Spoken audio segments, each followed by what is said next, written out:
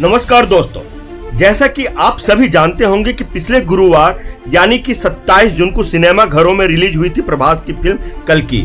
और दोस्तों, कल्कि फिल्म ने सिनेमा घरों में 23 दिन पूरे कंप्लीट कर लिए हैं। फिल्म को रिलीज हुए 23 दिन बीत चुके हैं और आज 24वां दिन चल रहा है। लेकिन यकीन मानिए दोस्तों, जब भी सैटरडे और संडे आता है यह फिल्म एक अलग लेवल की तरफ ही बढ़ जाती है, क्योंकि कल विक्की कौशल की बैड न्यूज रिलीज हुई थी और मुझे लग रहा था कि आज फिल्म कल्कि के कलेक्शन में थोड़ी बहुत गिरावट देखने को मिलेगी। लेकिन फिल्म का प्रदर्शन शानदार रहा और उसके कलेक्शन में सिर्फ और सिर्फ उछाल हमें देखने को मिला।